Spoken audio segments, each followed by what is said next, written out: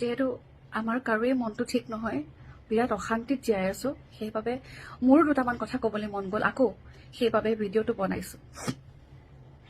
জুবিনদাৰ মৃত্যু ইতিমধ্যে 7 দিন পাৰ হ'ল আৰু 7 দিনতেই আমি কোনো ধৰণৰ কনক্ৰিট সলিউশ্যন পোৱা নাই। তেখেতৰ ন্যায়ৰ বাবে, তেখেতৰ মৃত্যুৰ আঁৰত যি ৰহস্য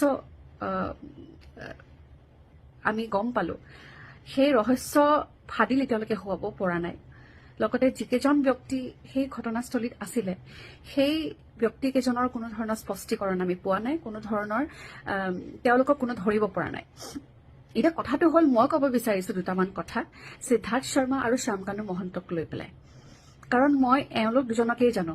বাকী তাত থকা ছিংগাপুৰৰ যিকেইজন অসম এছ'চিয়েশ্যনৰ লোক আছিলে, তেওঁলোকৰ কথাটো মই নকওঁৱেই, কাৰণ তেওঁলোকতো ইমান দিনে নিমাত হৈ আছে। কিয় নিমাত হৈ আছে মই নাজানো, মোৰ কোনো আইডিয়াই নাই। আচলতে ইমান ডাঙৰ ঘটনা ঘটি গ'ল, কিন্তু তেওঁলোকৰ মাতেই নাই। যা হওক, প্ৰথমতে আহোঁ সিদ্ধাৰ্থ শৰ্মাৰ ওচৰত। সিদ্ধাৰ্থ শৰ্মা হৈছে one and only manager of Zubeen Garg signs 10 to 12 years, যিমান দূৰ মই জানো। তেখেতক প্ৰথম সাক্ষাৎ হৈছিলে মোৰ 2015 চনত, আৰু তেতিয়াৰে পৰাই এতিয়া যেনেকৈ চৰ্চা চলি আছে তেখেত এগৰাকী অভদ্ৰ অসভ্য মানুহ, তাত মোৰ কোনো ধৰণৰ আচলতে ডিনায়েল নাই। তেখেত সঁচাকৈয়ে এজন অভদ্ৰ মানুহ, কোনো ধৰণৰ ব্যৱহাৰ তেওঁ নাজানে।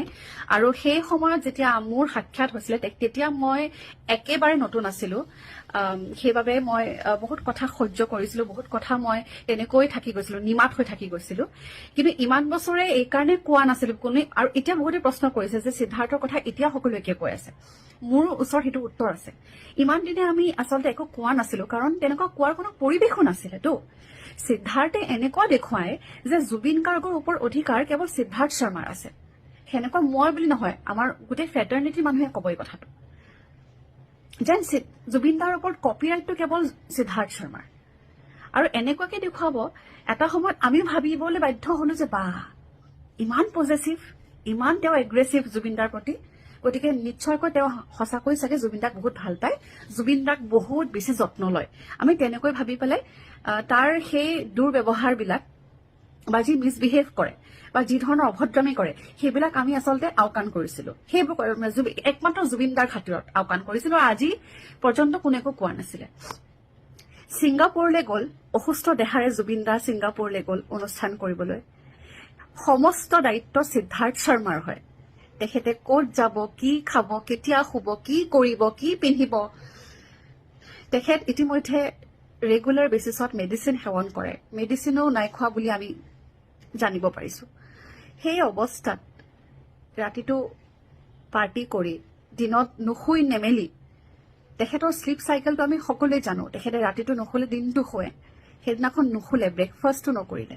তেনেকৈ তেওঁ কিবা এখন অজান আইলেণ্ডলৈ লৈ গ'ল। কোনো ধৰণৰ নিৰাপত্তা নাই, কোনো ধৰণৰ মেডিকেল টিম নাই। আৰু মিষ্টাৰ সিদ্ধাৰ্থ শৰ্মা, মই তোমাক কওঁ যে তুমি যে তাত গৈছিলা, you were there to take care Zubeen Garg, you were there not to entertain yourself. তাত তুমি অন ডিউটি আছিলা। জুবিন দাৰ অনুষ্ঠান কৰিব যোৱা মানে অৰ্থটো কি হ'ল? জুবিন দাৰ অনুষ্ঠানটো কৰিব গৈছে ছিংগাপুৰত, তুমি তাইৰ দায়িত্বত আছিলা। তুমি ফূৰ্তি কৰিব যোৱা নাই তাত, তুমি ফূৰ্তি কৰিবলৈ যোৱা নাই, তুমি অন ডিউটি আছিলা। তুমি জুবিন দাৰ যত্ন ল'ব লাগিছিল, জুবিন দাক ৰাখিব লাগিছিল। এতিয়া আহো শ্যামকানু মহন্তৰ কথা কোৱাৰ আগতে আৰু এটা কথা ক'ম। এতিয়া নতুন কথা, বহুত কথা গম পালো যে যিমানবোৰ ৰাইটছ আমি জুবিন দাৰ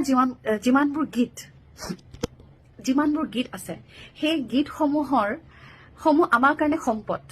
সেই সম্পদসমূহৰ আঁৰত যি ৰেভিনিউ শ্বেয়াৰিঙৰ যি প্ৰপাৰাইটাৰ, যিজনে পাব ৰেভিনিউ, সেইটোৰ সকলোতে সিদ্ধাৰ্থ শৰ্মাৰ নাম জড়িত হৈ আছে। এইটো কিমান দূৰ সত্য মই নাজানো, কিন্তু যদি সত্য হয় তেতিয়াহ'লে হাউ ডেয়াৰ ইউ, তোমাৰ সাহস কেনেকে হ'ল? বহুতে বহুত কথা কৈ আছে, প্ৰপাৰ্টি কথা কৈ আছে, মই নাজানো। তাৰ হোটেলৰ কথাও মই নাজানো, তাৰ পানী বটলৰ কোম্পানীৰ কথাও মই নাজানো। কিন্তু এতিয়া এনেকুৱা হৈ গ'ল কথাবোৰ যে সকলো কথা আমি জানিব লাগিব, আমাক প্ৰত্যেকটো প্ৰশ্নৰ উত্তৰ লাগিব। মাননীয় মুখ্যমন্ত্ৰী ডাঙৰীয়া হিমন্ত বিশ্ব শৰ্মা তেখেতে এইকেইদিন যি সাহস দেখুৱাইছে যি ধৰণে ধুনীয়াকৈ জুবিন দাক বিদায় দিয়া সময়খিনি ইমান গোটেই কাৰ্যসূচীখিনি ইমান সুন্দৰকে কৰিছে, তেখেত আচলতে ধন্যবাদৰ পাত্ৰ। তেখেতক মই অন্তৰৰ পৰা ধন্যবাদ জনাইছো। কিন্তু তেখেতক মই আৰু এটা কথা কৈ দিওঁ যে আপোনাৰ ওপৰত আমাৰ আস্থা আছে, বিশ্বাস আছে। তাত যিকেইজন মানুহ আছিলে প্ৰত্যেকজনকে অসমত লৈ আহক না, অসমত লৈ আহি পেলাই বহাই লওক, বহাই লৈ পেলাই প্ৰশ্ন কৰক। যিজন মানুহে মৃত্যুৰ সময়তো অসমক গ্ল'বেলি জিলিকাই থৈ গৈছে, ইমানবোৰ কাম দি থৈ গৈছে, ইমান কি কৰি গৈছে অসমৰ কাৰণে, সেইজন মানুহৰ ন্যায়ৰ বাবে আমি আজি এনেকৈ যুঁজিবলগীয়া হৈছে। বিৰাট লাজ পাইছো। এতিয়া আহিছো শ্যামকানু মহন্তৰ ওচৰলৈ। মই এটা ইনচিডেণ্ট শ্বেয়াৰ কৰিব বিচাৰিছো। মই শেহতীয়াকৈ চিকাগোলৈ গৈছিলো আৰু চিকাগোলৈ যাওঁতে Assam association of north America তেওঁলোকে সমস্ত দায়িত্ব লৈছিলে, মোৰ তাত থকা খোৱা, তাত লৈ যোৱা, তাত যত্ন লোৱা। তাৰমানে মই এইখিনি কথাও আপোনালোকক ক'লো যে মই যদি অকণমান খোজকাঢ়িবও যাব বিচাৰো, ইভিনিং ৱাক কৰিবলৈ যাব বিচাৰো, তেতিয়াও তেওঁলোকে কয় যে অকলে নাযাবা, তুমি আমাৰ দায়িত্বত আছা, আমি কোনোবা এজন তোমাৰ লগত থাকিম, ব'লা, য'ত যাব মন গৈছে তুমি আমাক কোৱা, আমি তোমাক লৈ যাম। ইমানখিনি তেওঁলোকে, মইতো একোৱেই নহয় বুলি ক'লো। মোকেই তেওঁলোকে ইমান যত্ন লৈছে। Being the organiser of the event, north east ফেষ্টিভেলৰ অৰ্গেনাইজাৰ কোন? শ্যামকানু মহন্ত।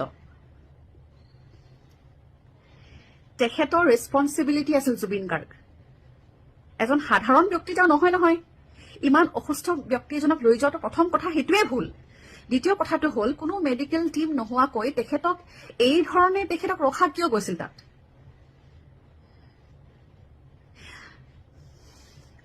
আজি গম পালো, কালি গম পাইছো যে জুবিন দাৰ মৃত্যু হৈছিল 19 তাৰিখে, কিন্তু 20 আৰু 21 তাৰিখে নৰ্থ ইষ্ট ফেষ্টিভেল নাম সলাই পেলাই তাত অনুষ্ঠান অনুষ্ঠিত কৰিছে। লাজ নাপালে তেখেতে?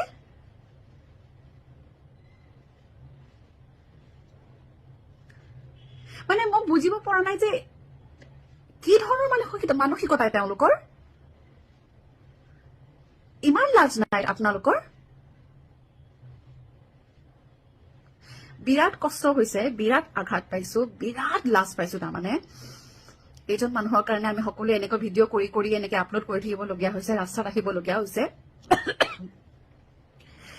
মুঠতে মোৰ এটাই কথা, ছিংগাপুৰত এই যে জুবিন দাক যে এই লৈ গৈছিল, ইয়াত নে কি নাজানো, পাৰ্টিটোত প্ৰত্যেকজন অসমীয়া তাত থকা ছিংগাপুৰ এছ'চিয়েশ্যনৰ সিদ্ধাৰ্থ শৰ্মা, শ্যামকানু মহন্ত আৰু যিমান আছে আমি নাজানো, কাৰণ আমি সকলো কথা আমি এতিয়াও নাজানো। আমি যিমানখিনি কথা ভিডিঅ' ৰূপে আমি দেখি আছো ধাৰাবাহিকভাৱে, যিবোৰ কোনে আপলোড কৰিছে আমি সেইটোও নাজানো। আৰু ইমান দিনে ফোন কেইটা যে এনেকে যে আপলোড হৈছে, ফোনবোৰ আপোনালোকে চিজ কৰিব কিয় পৰা নাই? ফোন কেইটা আজি পৰ্যন্ত চিজ কিয় হোৱা নাই? সেইবোৰ প্ৰশ্ন মোৰ উত্থাপন হৈছে। ক্ষমা কৰিব, বহুত বেছি আৱেগিক হৈ আছো কাৰণে মোৰ চাগে কিবা কিবি শব্দ ভুল হৈছে, কিবা কিবি মই হয়তো কওঁতে কিবা ভুল কৰিছো। কিন্তু আমাৰ সকলোৰে এটাই কথা,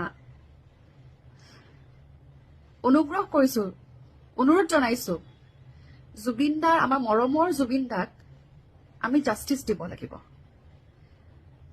এতিয়া মই দেখিছো বহুত মানুহে বহুত কথা উলিয়াইছে। ইতিমধ্যে মই আজি ৰাতিপুৱা এটা নিউজ দেখিলো, চিকিউৰিটি দাদাজনক সুধিছিলে কোন কোন আহিছিল তেওঁলোকৰ ঘৰলৈ। তাত কৈছে যে জুবিন দা আহিছিলে বহুতবাৰ আৰু বহুত শিল্পী আহিছিলে। তেতিয়া মোৰ নামটো লৈছে যে দীপলিনা আহিছিলে, এবাৰ আহিছিলে। তেখেতে সঁচা কথা কৈছে, মই এবাৰ গৈছিলো। যোৱা বছৰৰ কথা, যোৱা বছৰ জানুৱাৰী মাহৰ কথা। সেইদিনাখন আছিলে গপশ্বপ মিউজিক এৱাৰ্ড। গপশ্বপ মিউজিক এৱাৰ্ডত মই এংকাৰ আছিলো যোৱা বছৰ।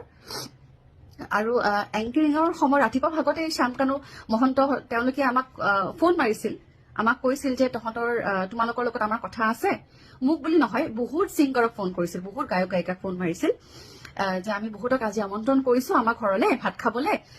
বহুত গভৰ্ণমেণ্ট অফিচিয়েলছ আহিব, নন গভৰ্ণমেণ্ট অফিচিয়েলছ আহিব, তুমিও আহিবা। তেতিয়া মই কৈছিলো যে নাই, মোৰ এংকাৰিং আছে শ্যামকানু দা, মোৰতো দেৰি হ'ব।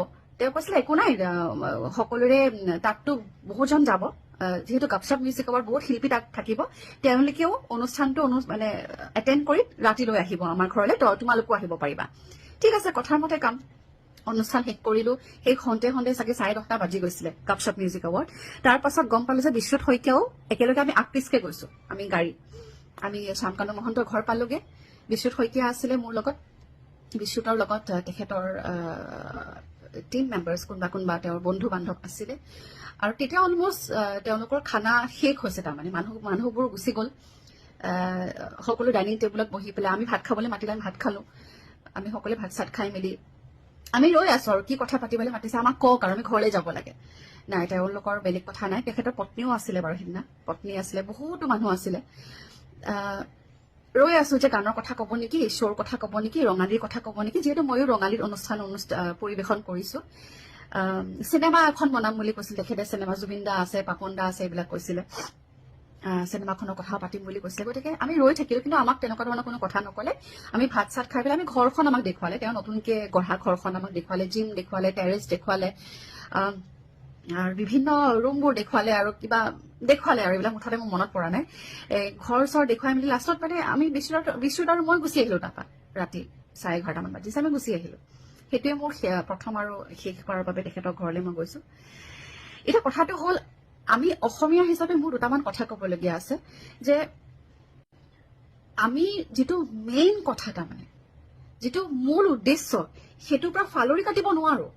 এতিয়া দেখিবলৈ পাইছো যে সামাজিক মাধ্যমত বহুজনে বহু ধৰণৰ কথা উলিয়াইছে। সেই কথাবিলাক আমি পিছতো আলোচনা কৰিব পাৰিম। প্ৰথম কথা হ'ল, দোষীক শাস্তি দিব লাগিব, আৰু শাস্তিটো এনেকুৱা হ'ব লাগিব যে জেললৈ গ'ল আকৌ ওলাই আহিল, সেইটো নহয়। তাৰমানে কঠোৰ শাস্তি, যিটো আমি দেখিবলৈ পাওঁ আজিকালি, পটককে ওলাই আহে, পটককে যায়, খুব সহজ হৈ গ'ল, খুব কেজুৱেল হৈ গ'ল। আমাক কেজুৱেল পানিচমেণ্ট নালাগে জুবিনদাৰ ক্ষেত্ৰত।